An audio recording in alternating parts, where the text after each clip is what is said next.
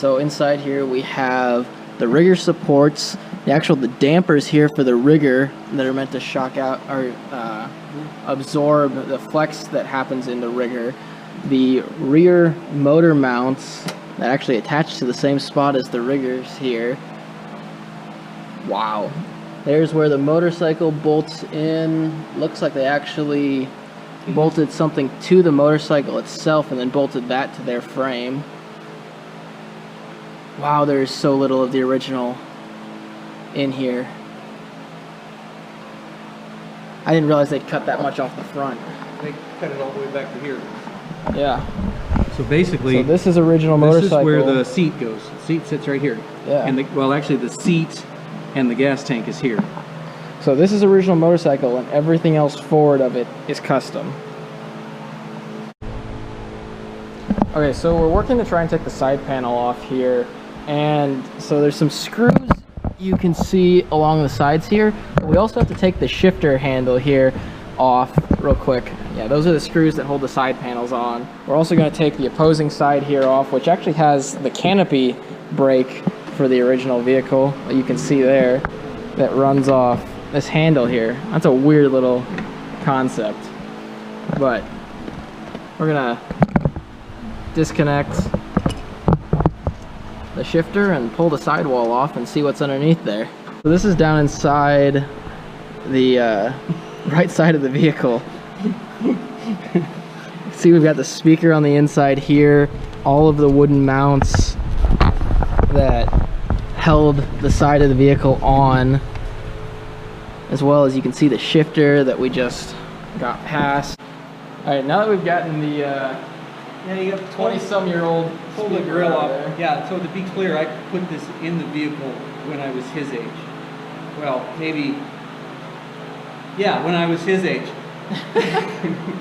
So to be clear, this thing's been around a while. That's the original speaker, and the other one was blown on this side, and I put this in. I was always going to put another one there, and just never did. That's the original speaker. That was his replacement from the 90s. 90s? 80s? 80s? Okay, 80s. It was a while ago. All right, but if we pull the seat back up, you can actually see the shifting mechanism in here. So there is a cable that runs side to side that, I can't spin the bar or without the handle on it. You have the handle real quick so we can put that on there. So the spring, oh wait. The spring actually is on a cable there, and that's what pushes you back towards center as you shift the vehicle, and you can see the cable at the bottom shifting, and that's the green pipe that runs all the way back.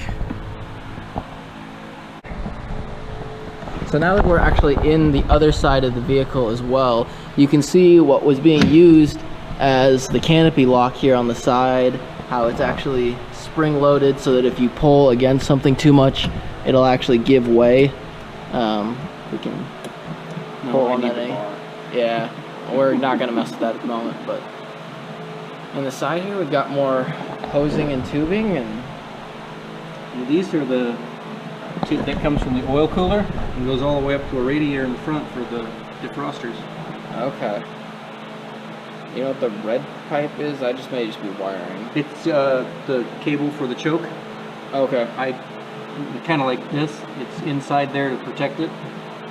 Yep. That is much more of this vehicle taken apart. Alright, it's been a few days since the last bit of video that just played, and I've made some progress on the vehicle off video, mostly because it's really hard to film and disassemble the vehicle at the same time. So, since what you last saw, I have removed quite a bit of wiring and anything miscellaneous from inside the vehicle sidewalls. So if there's anything that wasn't needed, I pulled it out. I've completely taken off the side panels that were on the vehicle that in this version are actually actuated air brakes. Well, they're more like access panels than air brakes, but I removed those panels to open up the sides and give us better access as we continue working.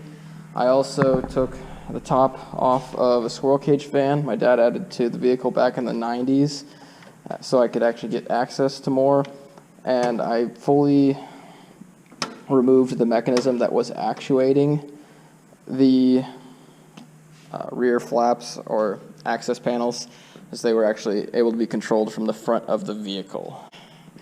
The locking mechanism that was here on the side, as well as all the rail runners that the canopy was on, we've just slowly been getting it further apart so that hopefully here in the next couple weeks we can start messing with things either under the hood, where I've also removed a squirrel cage fan that was here and a bunch of wiring that was unneeded. Like, I've got the turn signals all taped off here that used to come out the side of the vehicle, and things are just slowly coming apart.